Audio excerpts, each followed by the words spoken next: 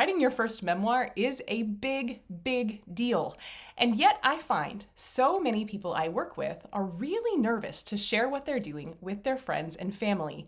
And I get it. It can be really awkward to tell people, hey, I'm writing a book and you're in it. And that's why today I want to share 6 tips for talking with your family and friends about writing your memoir. Stay tuned.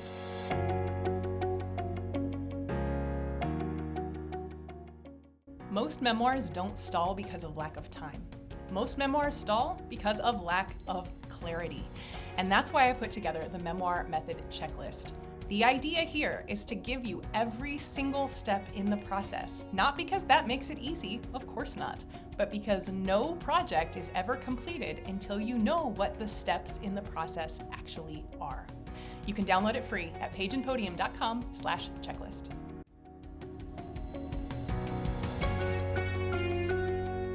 So when I was thinking about what I wanted to talk to y'all about today, I thought of a conversation that we had pretty recently in the Memoir Method group program. If you're not familiar, this is a group program that we hold at Page and Podium for women who are writing their first memoir. It provides accountability, it provides education, and it also provides community. And as part of that portion of our program, one of the women had mentioned that she had just recently started talking about her book. Now, she has been in the process of this book for some time, but I find that this is actually very, very common, that a lot of folks, especially if you are somebody who sets really high standards for yourself, will really hold back sharing about their book project. I think for a lot of reasons, probably in part because we're a little bit afraid that we might not finish. And of course, that feels kind of embarrassing, overly vulnerable to share that you're working on a project when I guess we don't necessarily know we'll actually finish it.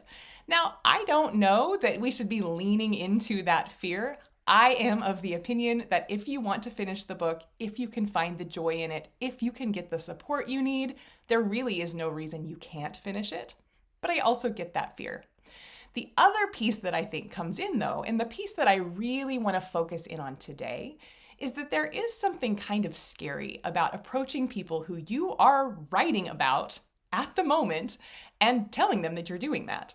It can just feel kind of unsettling. I think a lot of times people are a little bit distrustful when they hear that they're going to be within a book. And I also think that we tend to try to anticipate those reactions. Oftentimes we make them a little bit scarier than they really need to be, but we're often nervous to really share what we're doing because we don't know how the other person will react. So the tips that I want to give you today are really rooted in that type of an issue, but I do want to share that when this woman was sharing in the Memoir Method that she has just started talking about her memoir, she shared that because what she was finding was that being out and about, talking about her book, was not only helping to make it less scary, of course, the more we do it, the easier it feels, but it was also helping her really dial in on what the book was even about, what the purpose of the book was for her, how she really felt like it was going in terms of the writing process, and then, of course, what she was hoping to do with the book, which is so, so key to pretty much all of the women that we work with at Page and Podium, that there is some next step, there is some idea that that book could be out there helping other people, often as part of a speaking or thought leadership program that's a little bit larger. Okay, so with all that said, I really want to get into 6 pretty specific tips that I have for y'all today about how you can approach these conversations with your friends and family. They really are going to help you with the progress of your book, not only in terms of the process, how it feels, how you feel about being open about it, but also in terms of that final product, making sure that that book is excellent the way I know you want it to be. Okay, so my first tip, I meant to be a little bit cheeky, and that is you just got to talk about it. But I am going to give you a little sub tip here just because I know I want this to be really useful for you. So the sub tip that I've got is when you're thinking about talking about your book, one thing that can be super, super helpful is to have a kind of nutshell version in your back pocket that you can pull out pretty easily. One of the reasons I do find that these conversations are hard is that if we're not prepared, we can often wind up feeling kind of flustered, not really feeling like we communicated in the way we wanted to. And that often does the opposite of what we're trying to do. That often is kind of demoralizing. It makes us not want to talk about the book. Sometimes it can even make us feel like, who am I to write this book, etc. So I want you to think about how you can put together an elevator pitch. Now, I hesitate a little bit with this terminology because I know it sounds kind of businessy, and oftentimes it feels a little like it takes away from the artistic piece of our book. But I do not mean that it should take away from the artistic point of your book. Instead, what I want to offer is a way to think about what this pitch might feel like.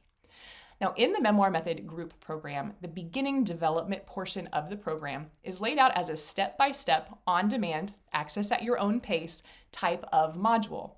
Within this module, we are specifically trying to get you not only to figure out what the contents of your book are and how you can map them into a narrative arc that reads maybe a little bit more like fiction, that's really engaging for your reader. And we also want you to dial into the core of that message. As part of that, we break apart topic and message as separate components. And every member of the Memoir Method is going through full worksheets, full tutorials on how to figure out what is the topic of your memoir and what is the message of your memoir. Now, the cool thing that happens when you have dialed in your topic and your message is you effectively have a build your own elevator pitch. Now, we have a little Mad Lib type template for this, but effectively what you're doing is saying, my book is about topic, and by talking about that topic, I hope to convey message.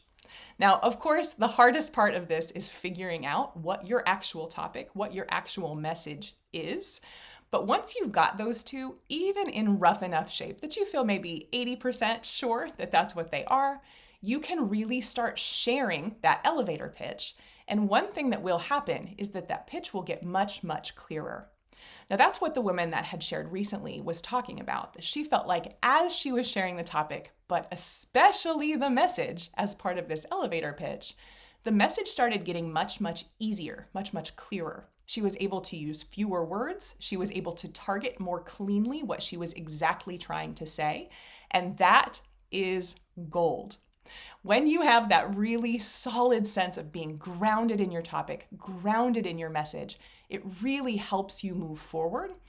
And when you're talking to your family and friends, having that elevator pitch in your back pocket can be so, so useful. Now you've got a quick little pitch, a quick little answer to, what's your book about? And you don't have to fret about how you're going to explain all of the many things happening in the book, including whether or not the person you're talking to appears as a character. Now, side note, I also want to shout out to Diana, one of our Memoir Method alums, who recently shared that she actually had the opportunity to share her elevator pitch in an elevator, and we loved it. So tip number 1, put together that elevator pitch. Even if you're not 100% sure, if you've got 80% of the way along to your topic and your message, stick them together into that Mad Lib, and that is a great way to just start doing it. Just start talking about the book, even though you're unsure, even though it feels a little scary. Okay, the second tip that I want to give you for talking to your friends and family about your memoir is I want to encourage you to ask them questions about some of the events you're working with right then. Now, you can do this a couple of different ways, but before we kind of get into that, I want to give you a quick caveat. What I am not suggesting you do is crowdsource your memoir. And the reason I want to be clear about that is I have seen that a few times, and it's not going to be a satisfying or fulfilling way to go forward. What I mean by crowdsourcing your memoir is asking around to everybody who appears how they remember that part of the book. Unfortunately, the thing that is going to make your memoir shine is when you can hold to your own perspective.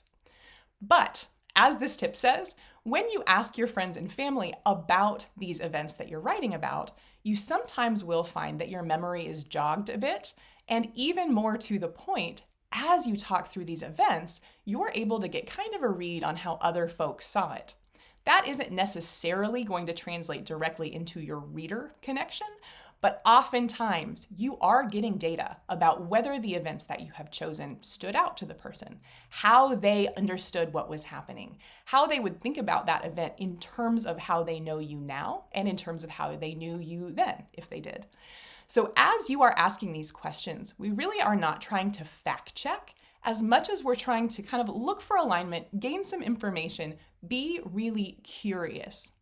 The other side note, the other good thing that happens when you are asking friends and family about how they recall these events is that you're also generating some buzz about your book. People really, really love to have recollections, memories, really embrace that nostalgia together. And by bringing that into the conversation, particularly if these are warm memories or even neutral feeling memories for them, you're often getting just a little bit of connection, and that can feel like really powerful support as you continue to move forward. Okay, the third tip that I want to give you is related to this second, but a little bit different. And this is one that's going to work really well, particularly if you are early in the development process. Now, as I mentioned earlier, when we take people through our group program, we are really doing that in a step-by-step linear fashion. When we're talking about the development, we know we've got to get you from the idea to a really clear sense, not only of what the book is about, but also how that narrative is going to flow. But as we move through that process, it does often take a month or two. During that stage, it can feel a little bit overwhelming to choose which events are the most important. Now, again, as part of the program, we do give folks a way to think about which events are important here, which events can be kind of pushed to another level, and which events are probably going to be cut. But it can be really helpful to have someone else, especially someone who knows you well, reflect back to you that in the context of this topic, in the context of this message, what kind of events would stand out for them as the things that would really be impactful for you? Now, often what you will find is that people's response, they'll need to think about it a little bit. This is a kind of hard question, but often what you'll find is that their response will be a little different than what you perceived. And that's, of course, because we are always inside our own head, inside our own lives, inside our kind of little bubble. And though your memoir is about your experience, always, it can be helpful to get a sense of other types of events. Sometimes people will raise things that you hadn't thought about in forever. Now, do those events have to be at the center of your memoir? Absolutely not. But sometimes, and especially if these are kind of smaller events, kind of little anecdotes, those can be gold for doing different things in your memoir, for pulling a symbolic motif through your book. For instance, some of these little anecdotes can be really, really helpful to sprinkle through your book. To give some color, those can be so, so helpful to just give you some variation in the types of things you're talking about. And especially if you are writing a heavier book, if anyone shares anything with you that is a really uplifting or a happy or a comic relief type moment, put that in your back pocket.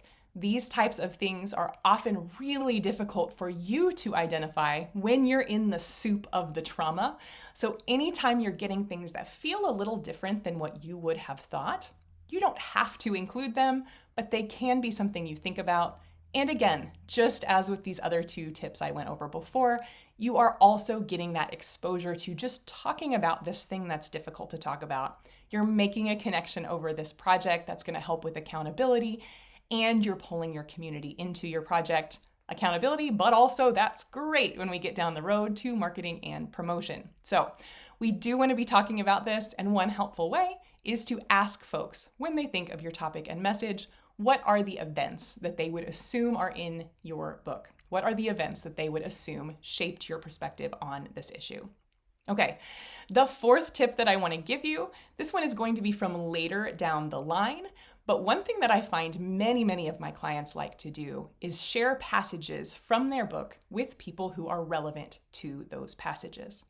Now again, and I cannot warn enough, we are not sending these passages for anyone else's approval or editing or especially markup. Do not ask for feedback on your grammar and spelling. It will almost always backfire. But rather, what you can do is share some of these passages to help establish the goodwill that you have, particularly when you are talking about people who in your book were instrumental, but oftentimes are neither particularly positive nor particularly negative. It can be really helpful to share these passages just to kind of clear the air. Often I find there is a lot of anxiety from family and friends when you are writing your memoir, and just showing that you are open to being transparent, that it's important to you to have others involved in this process, that can create so much goodwill. That can be so helpful for just this social vibe around your book, which again is going to help with your process. It's going to help with your accountability, and of course it is going to help with your promotion. Now, what might this look like? Because I've seen this happen a couple of different ways. Now, I have had multiple clients who really preferred to sit with the person that they were talking with and actually read to them the portion of their book that involved that person. Now, if you are a person who really is interested in nonverbal expression, you really want to have a vibe of the room, this can be a great strategy for that. Because of course, as you are reading to them, you are going to get a sense of how they're reacting to different pieces of the work. The other advantage of sharing in person in a situation like this is you totally remove the temptation for the person to give you grammar and spelling critiques, which again are not going to be helpful to you in this circumstance, probably at all. They may even backfire. The other way, of course, that you can share passages is simply by emailing. And this is, of course, tried and true. You can always do this. One thing that I would encourage you to let people know is just be really clear about why you're sharing the passage. Oftentimes, as I have mentioned a couple times, people will be really tempted to give you feedback that is English class style feedback. So they'll be really tempted to mark up your punctuation. They'll be tempted to tell you your sentences are too long. Oftentimes we'll say run on. That does not mean too long, but they will tell you that your sentences are too long. Oftentimes they will give you these kinds of tips that really aren't all that helpful, particularly as you are developing your own voice and your own style. So instead, if you decide to email passages to folks, email them some kind of notes about what you're hoping to get out of it. Are you simply just sharing in the name of transparency? If so, you can even let them know that you don't necessarily need a response. You just wanted them to see it. Would you like to hear if there are any kind of details that they remember differently? Are there things that you struggled to remember a bit and you would love to have their feedback? What is it that you want out of sharing this passage? Be really specific about it, because the more specific you can be, the more likely the person will actually reply with something helpful rather than something that they're kind of just imagining that you probably want as a writer. Okay, the fifth tip that I've got for you is to share your process. Now, one of the core values that we have at Page and Podium, and of course in the Memoir Method group program, is that we believe it's really important to keep process and product in balance. And what I mean by that is that as we go through the process of writing our books, we are learning, we are growing, not only in terms of how we are writing our book, but also in terms of how we are processing what's going on in terms of our memory, in terms of any kinds of trauma that's coming back up, in terms of our own nostalgia, in terms of our own meaning making, in terms, of course, of our thought leadership. And that is, of course, all about your process. That is about the experience of moving through your book from start to finish. But we also want to keep that in balance with your product. Of course, I know that pretty much anybody that watches this channel is really deeply invested in making sure that their book is excellent. And many of the tips that I've been giving are really related to that end product situation, to thinking about how to talk to your friends and family about a book that will be a physical item you can hold in your hands. But it's also important to talk to people about process. And one thing that you may not be expecting is that as you go through completing the book, and particularly into the publication stage, people are very, very interested in hearing about the process. And that's what makes this idea of talking about your writing schedule, my fifth tip, such a helpful tip for talking with friends and family. As you are trying to kind of navigate how you're going to talk about this book, not only with this social group, but also later down the line when you get to marketing and promotion, you really are going to want to share some nuggets, some wisdom that you developed, not necessarily that is showing up in the book, but about the process of writing. And one thing that can be really easy to lean on is to talk about what your writing schedule is. Now, if you can share with folks, I'm trying to write a few times a week for a few hours a day, or, when I sit down, I try to have a really clear plan of what I'm writing for that day. Great tip, by the way. Or you might say, you know what, I've been meeting up at this coffee shop and writing with some friends. Whatever the process is, I find that that is much, much easier to talk about than the book itself. So this can be a great segue into figuring out how you talk about your work as an author, because of course the product is important. People do want to hear about the product, but people want to hear about the process too. And of course, if you can share your writing schedule with more people, you will always have more accountability. So we have a bonus benefit here. It's really helpful. Tip number 5, talk about your writing schedule. Talk about your process.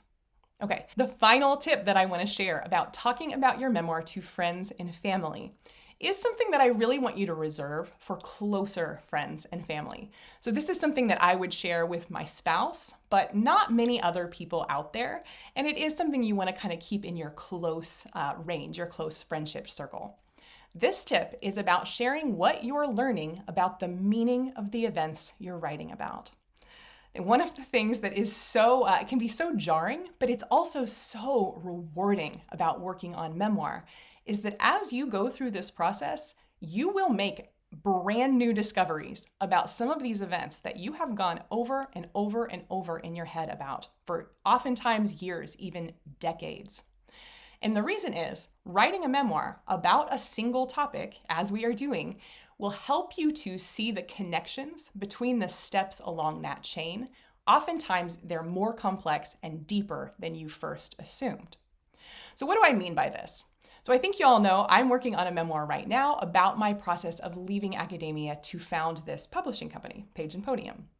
And one of the things that's been really, really interesting to me is to be able to share some of these events that happened well in the past, long before I met my husband. Not only as, hey, did you know this thing happened to me? Or did you know I did this thing once? But also as a way to say, you know what, I was writing about this event from years ago, and I think I'm kind of seeing a different way to approach it. I feel like I'm learning something about the world around me, how I relate to it, who I am, what my identity is. Y'all, the reason that we're going to do this is not for any kind of improvement to product, and it's not really for any improvement to process either. The reason we're doing this is those discoveries deserve light and air. Those discoveries are so, so important. They're the discoveries that make memoir so healing. They make memoir so rewarding.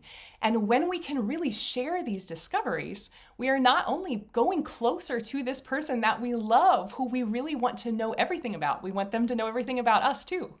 But we are also really cementing that discovery matters. That having that discovery, having that revelation is something to lean into, not something to put in your back pocket because it's going to change you in some way, but rather something that we can really lean into to see the world more clearly, to exist in a more authentic way, to really live in our integrity. So, all right, I've given you 6 tips today on how you can bring your memoir into conversations with friends and family. But before we end this video, I just want to loop back to the first point, because y'all, it's really important. Unfortunately, there is never going to be an easy way in to talking about your memoir. This is just a kind of awkward topic. It's all flooded with our own fears and insecurities and vulnerabilities. And when those meet other people's often misconceptions, but curiosity, thoughts, and fears themselves, we just have a little bit of a recipe for awkwardness, particularly when you're not so skilled at it yet. But the only way to get better, as with everything, is just to simply practice. So if you are listening to this video and you have not yet shared that you are writing a memoir, I want you to take this weekend and I want you to get out there and I want you to tell someone that you are writing this book. Now, that may be a friend or family member, or it could be me. Just want to remind you, you can always hop on a call with me at pageandpodium.com/contact. On these short consult calls, we go through what you are trying to do with your book, what you're trying to say, what you hope to accomplish. And oftentimes, even in this free consult, I can give you at least a tip or two to really make sure this book is singing in the way that you want it to. So go over there, pageandpodium.com/contact. I can't wait to hear from you. And in the meantime, happy talking and happy writing.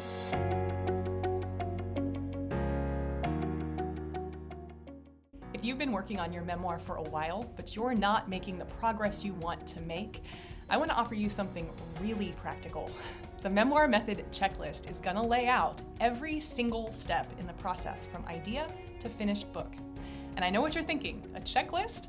But truly, if you don't know what you're supposed to be doing next, there is very little chance you're going to actually do it.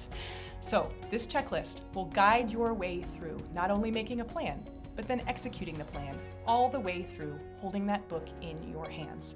You can download it for free at pageandpodium.com/checklist.